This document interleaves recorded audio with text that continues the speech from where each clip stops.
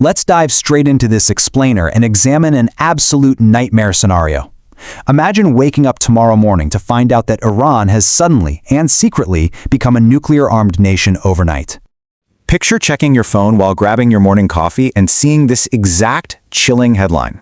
It's not a rumor, and no, it's not a typo.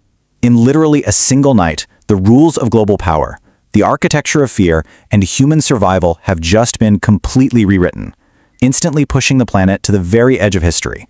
So the nightmare morning, the first wave of panic. You know, the immediate reaction to news like this isn't actually military. It begins with just utter confusion and disbelief. Because nuclear weapons are tied to massive international surveillance networks, right? They really can't just be moved invisibly. So by hour 3, you've got Washington, London, and Brussels desperately scrambling to confirm if this is a literal weapon transfer, a hidden deployment, or just a total collapse of the old rules. By hour 12, the entire global diplomatic system is in full-blown crisis mode. And the shockwaves hit the wallets of ordinary people almost instantly, long before politicians even finish drafting their very first statements. Global oil markets and traders react in absolute panic.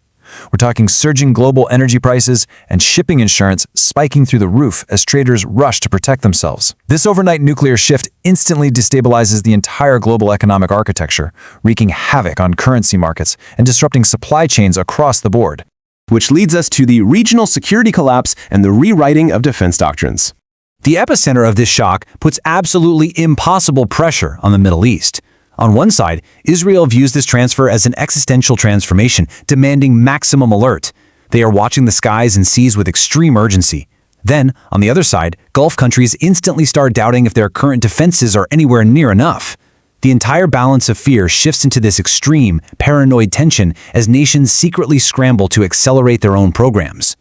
Israeli and regional leaders are immediately crushed by an impossible dilemma. Do they wait? Do they mobilize? Rely on allies? Or do they prepare preemptive strikes? Acting too fast could trigger a regional disaster, but acting too slowly could literally mean annihilation.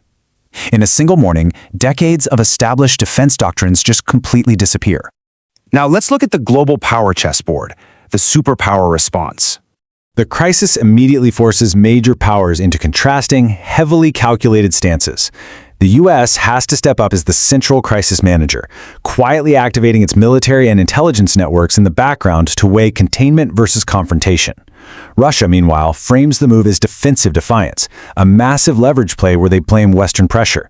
China maintains a highly cautious silence to protect global trade and energy flows, while Europe finds itself caught in alarmed dependency, terrified of immediate energy shocks and refugee pressures at its borders. Of course, emergency UN sessions would quickly expose a really harsh truth. International institutions can shame and they can pressure, but they fundamentally cannot force superpowers to uncross a line.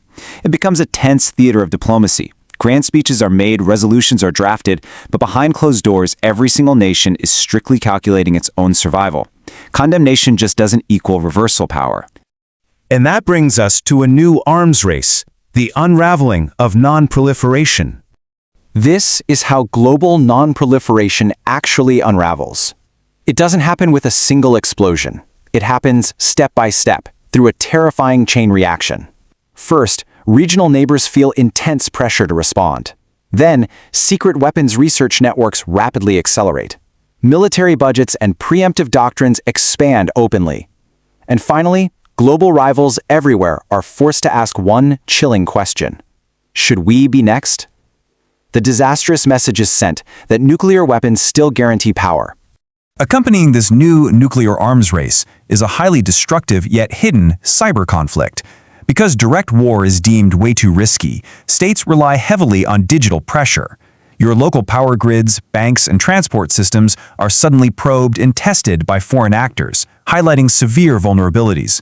Global trust just evaporates, government secrecy expands, and every subsequent crisis becomes infinitely harder to solve. Next is the accidental escalation, the true nightmare. You might be wondering, what's the absolute worst-case scenario? Well, the most dangerous outcome here is not actually a deliberate, planned nuclear launch. The true enemy is accidental escalation, human error, pride, and catastrophic miscalculation occurring under the crush of impossible pressure. History proves over and over that catastrophe strikes when danger is misread. Think about it. A simple radar glitch, mistaken intelligence reports, or maybe a routine military exercise that gets completely misunderstood as a preemptive strike. Even a missile defense system misreading a launch could do it. With major powers locked in a panicked, hair-trigger standoff, the margin for error shrinks to absolute zero. A leader making a split-second decision under this pressure could inadvertently start a global war that literally no one actually wanted. Finally, the balance of fear, a permanent emergency. We would enter a dark, new reality where the threat alone is the weapon. Even if a missile is never actually fired, mere possession changes everything. It creates a state of permanent emergency. Small border clashes, cyber attacks, and proxy warfare suddenly become massive, unmanageable risks, simply because every minor move gets interpreted as a potential prelude to a nuclear strike. The most profound consequence of this entire scenario is the collapse of old assumptions. It's the stark realization that the strategic red lines we once thought were simply too dangerous to cross have been permanently shattered. We are left with a smaller, darker, and much more nervous world where fear becomes the new currency of power and peace itself feels incredibly fragile. Which leaves us with this final impossible question to think about. How do you actually restore stability after trust has been broken at the highest possible level? Because once that door to overnight nuclear proliferation is opened, there may be no simple way to ever close it again.